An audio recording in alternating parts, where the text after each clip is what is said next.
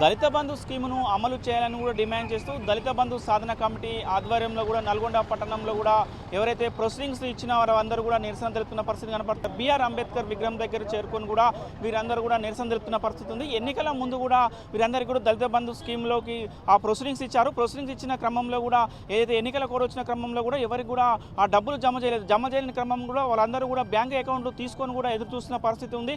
అయినా కూడా ఇప్పుడైతే కాంగ్రెస్ ప్రభుత్వం వచ్చిన క్రమంలో కూడా వారికి ఎవరికి కూడా ఆ డబ్బులు జమ కాకపోవడంతో ఎట్టి పరిస్థితుల్లోనైనా దళిత బంధును అమలు చేయాలని కూడా వారు డిమాండ్ చేస్తూ కూడా మొన్న కలెక్టర్ కార్యాలయానికి వెళ్ళి కలెక్టర్ కూడా వినతి పత్రం అందజేశారు. ఈ రోజు అయితే అంబేద్కర్ విగ్రహం దగ్గర నిరసన తెలుపుతున్న పరిస్థితి ఉంది. ఎందుకు వీరు నిరసన తెలుపుతున్నారు తదితర అంశాలను తెలుసుకునే ప్రయత్నం చేద్దాం. సార్ చెప్పండి, ఏంటి ఈ రోజు నిరసన తెలుపుతున్నారు? నిరసన తెలిపడానికి కారణం ఏంటి?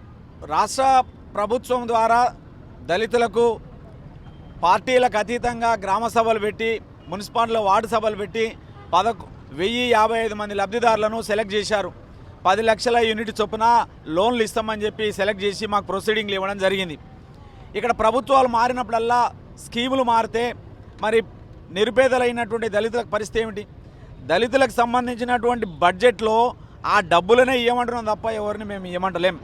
ఈరోజు మా స్కీముకి అమలయ్యే డబ్బులను ఎస్సీ ఎస్టీ సప్లా నిధులు కానీ ఎస్సీ కార్పొరేషన్ ద్వారా వచ్చే నిధులనే మేము పంచమని అంటున్నాం, అంతే తప్ప వేరే కాదు. ఇలా నల్లగొండ నియోజకవర్గంలో దాదాపు అన్ని పార్టీలకు సంబంధించినటువంటి వాళ్ళు ఉన్నారు.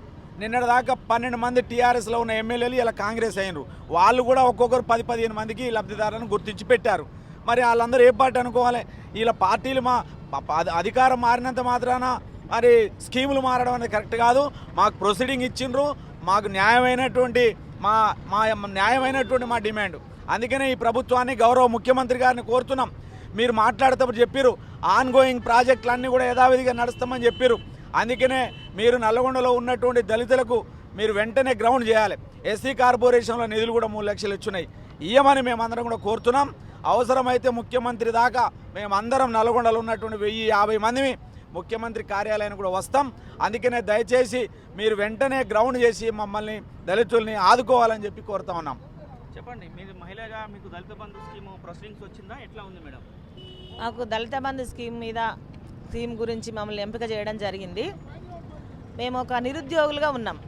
మేమేం ఉద్యోగస్తులుగా ఉండి దళిత బంధుకి ఎంపిక చేసుకోలేదు, నిరుద్యోగులుగా ఉన్నాము. అన్ని విధాలుగా మేము అర్హత కలిగి ఉన్నాం దళిత బంధు స్కీమ్కి.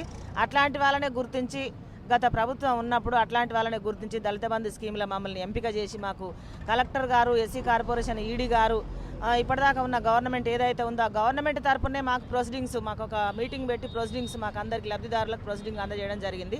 ఆ ప్రొసీడింగ్ ఆధారంగానే మేము ఈరోజు అడుగుతున్నాము, ఏ ప్రభుత్వం వచ్చినా కానీ దళితులకు సమానమే. ఏ ప్రభుత్వం రావాలన్నా దళితులు కూడా కావాలి. ఈ ప్రభుత్వం ఉన్నా ఇంకే ప్రభుత్వం ఉన్నా కానీ దళితులు ఏది నమ్మాలన్నా దళితులు నమ్మి ఒక ప్రభుత్వాన్ని నిలబెట్టాలన్నా కూడా దళితులే ముందుకు వస్తారండి. అట్లాంటి దళితులను ఇవాళ మాకు నోట్ల మట్టుకొట్టే విషయం చేయొద్దు. ప్రభుత్వానికి మేము ముఖ్యమంత్రి గారికి కూడా మేము కోరుతున్నాం, దయచేసి దళిత బంధుకు రిలీజ్ అయినటువంటి ప్రొసీడింగ్స్ ఇచ్చినటువంటి లబ్ధిదారులు ఎవరైతే ఉన్నారో వాళ్ళందరికీ దళిత బంధు స్కీమ్ వర్తింపజేసి ముఖ్యమంత్రి గారు కూడా మమ్మల్ని అందరినీ మా అందరి ఆశీర్వాదం పొంది ఆయన కరెక్ట్గా చేయాలని మేమందరం ఈ విధంగా దళిత బంధు స్కీమ్ ద్వారా మేము కోరుతున్నాం. మీరు చెప్పండి సార్, ఏంటి దళిత బంధు స్కీమ్ ప్రొసీడింగ్స్ ఇచ్చారా? ఎట్లా ఉంది దళిత బంధు స్కీమ్? మాకు 55 మందికి నల్గొండ నియోజకవర్గంలో కలెక్టర్ గారి చేతుల మీదుగా ఎలక్షన్ ముందల అంటే కోడ్ రాకముందు మా దళిత బంధు ప్రొసీడింగ్ లెటర్ ఇచ్చారు. కానీ ఇప్పుడు ప్రభుత్వం మారిన వల్ల ఈ దళిత బంధు స్పందన కూడా వస్తా రాదని ఒక టెన్షన్లో పడ్డాం. ప్రొసీడింగ్ లెటర్ అనేది కలెక్టర్ గారు ఇస్తారు. అంటే ప్రభుత్వంలో ఉన్న ప్రతి ఒక్క కలెక్టర్ కూడా ఒక బాధ్యుడు ప్రజలకు. కాబట్టి దీన్ని ప్రణగా తీసుకొని కలెక్టర్ గారు అంటే ఈ ప్రభుత్వం ఇప్పుడున్న రేపు ప్రభుత్వం మారిన మీరు ఇచ్చే ప్రొసీడింగ్లు కూడా అవతల ప్రభుత్వాలు కొట్టేస్తాయి. ఇలా ప్రభుత్వం మారిన కొద్దీ ఈ క్యాన్సల్ వేసుకపోతే ఉన్న బీద వాళ్ళు చాలా బీద ఉన్న వాళ్ళకి మమ్మల్ని ఎంపిక చేయడం జరిగింది కలెక్టర్ గారు. కాబట్టి మాకు దళిత బంధు పరిరక్షిస్తే ఏదో ప్రతి ఒక్క యూనిట్ గ్రౌండ్ చేసుకున్నాం, ఆ విధంగా బతికి జీవనోపాధి చేస్తాం. లేకపోతే మేము దీనివల్ల బతికి మా జీవనోపాధి అవుతున్నాం, పిల్లలు అందరం కూడా మీరు రోడ్డు మీద పడవలసి వస్తుంది. కాబట్టి మాకు ఖచ్చితంగా ఈ దళిత ముఖ్యమంత్రి గారు ప్రస్తుతం రేవంత్ రెడ్డి గారి మాకు దళిత బంధుని స్కీముని మాకు తొందరగా అమలు చేయాలని కోరుతున్నాం. ఎన్నికలు అయిపోయిన సందర్భంగా ప్రభుత్వం ఏర్పడ్డది కాబట్టి, కొత్తగా ఏర్పడ్డది కాబట్టి ఆ ప్రొసీడింగ్ ఎవరికైతే 1050 మందికి ఇచ్చారో వాళ్ళకు వాళ్ళ గ్రౌండ్ ప్రకారం గ్రౌండింగ్ చేయమని చెప్పి మేము కోరడం జరిగింది. తక్షణమే ఆయన కలెక్టర్ గారు కూడా ఒక 10 రోజుల తర్వాత మాకు గైడెన్స్ వస్తాయి. ఆ గైడెన్స్ ద్వారా మేము ప్రతి ఒక్కరు కూడా లబ్ధిదారునికి మేము ఆ రోజు గ్రౌండింగ్ చేసి ఇవ్వడం జరుగుతుంది అని చెప్పి మాకు స్పష్టంగా చెప్పడం జరిగింది. కాబట్టి మేము అలానే చెప్పిన అనంతరం మేము కూర్చుంటే బాగుండదని చెప్పి ఈరోజు అంబేద్కర్ గారి విగ్రహం ఎదుట నిరసన కార్యక్రమం చేపట్టడం జరిగింది. ముఖ్యమంత్రి కూడా ప్రజెంట్ ఇప్పుడున్న ముఖ్యమంత్రికి కూడా తెలవాలి. కాబట్టి ముఖ్యమంత్రి కూడా చొరవ తీసుకొని ఈ యొక్క లబ్ధిదారులు ఏ ఒక్కరు కూడా టీఆర్ఎస్ పార్టీకి సంబంధించిన వాళ్ళు కాదు, ప్రతి ఒక్కరు కూడా అన్ని పార్టీలకు సంబంధించిన వాళ్ళే. అందరికీ అన్ని పార్టీలు కూడా ఈ ప్రభుత్వాన్ని ఓటు వేస్తేనే ఇవాళ ప్రభుత్వం ఏర్పడ్డది. మీరేదో టీఆర్ఎస్ అభ్యర్థులను టీఆర్ఎస్ ఎంపిక చేయబడ్డ వాళ్ళను మీరు నిర్లక్ష్యం చేస్తే మాత్రం ఖచ్చితంగా మీ సెక్రటరీని ముట్టడిస్తడం జరుగుతుంది. ఇక్కడికి వచ్చిన మంత్రి గారిని అడ్డుకోవడం జరుగుతుంది. ఖచ్చితంగా ముఖ్యమంత్రిని కూడా కలవడం జరుగుతుంది. మేము ఒక ట్రాక్టర్కు మేము అక్కడ పెట్టుకున్నాం. మాకు దళితులకు ఊళ్ళో మాకు 4 రావడం జరిగింది. ఒకళ్ళం కారు ఒకళ్ళం ట్రాక్టర్ ఒకళ్ళు పెట్టుకున్నాం. ఈరోజు వస్తుందని ఎంతో ఆశపడ్డాం. ఈరోజు మాకు నిరాశ అయినట్టు అయినది. కావాలని మంత్రి గారికి మేము కోరుతున్నాం, మాకు నిధులు చేయమని కోరుతున్నాం. ఊళ్ళో మేము 4 దళితులుగా ఎంపిక అయ్యాము. ఆ ఎంపిక అయిన సందర్భంలో మేము పెట్టుకున్న యూనిట్ ఏంటంటే మార్బుల్ వర్క్. అంటే మేము షాప్ పెట్టాలని అనుకున్నాము.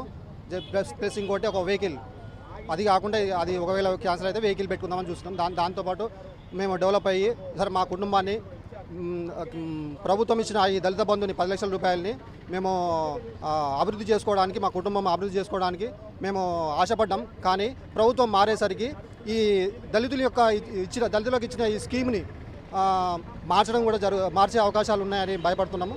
సో ఈ దళితులుగా మమ్మల్ని గుర్తించిన అందుకు వచ్చిన ప్రభుత్వం కూడా మన రేవంత్ రెడ్డి గారు సీఎం ఇప్పుడు ఆయన కోరడం ఏంటంటే మాకు ఇచ్చిన ఈ సీఎం ఈ దళిత బంధుని రిలీజ్ చేయమని కోరుతున్నాం. మొత్తంగా మీరు చెప్తుంది ఒకటి, ఏదైతే దళిత బంధు స్కీమ్ ఉందో దళిత బంధు స్కీమ్ని ఎట్టి పరిస్థితుల్లో కూడా అమలు చేయాలని కూడా వీరు కోరుతున్న పరిస్థితి ఉంది. కాంగ్రెస్ ప్రభుత్వం కూడా దళిత బంధును అమలు చేయాలని కూడా వీరు కోరుతున్నారు. ఏదైనా దళిత బంధు స్కీమ్ వస్తే దాంతోపాటు ఏదో ఉపాధి పొందుతాం అనుకున్నాం, కానీ మాకు చాలా ఇబ్బందికరంగా ఉంది. కాబట్టి ఎట్టి పరిస్థితుల్లో కూడా దళిత బంధును అమలు చేయాలని కూడా వీరందరూ కూడా కోరుతున్న పరిస్థితి కనపడుతుంది. వీడియో జర్నలిస్ట్ కృష్ణతో అచ్యుత్, RTV నల్గొండ. మరిన్ని వీడియోస్ కోసం ఛానల్ ని సబ్స్క్రైబ్ చేయండి. లేటెస్ట్ అప్డేట్స్ కోసం వాట్సాప్ ఛానల్ ని ఫాలో చేయండి. అండ్ లింక్ డిస్క్రిప్షన్ లో ఉంది.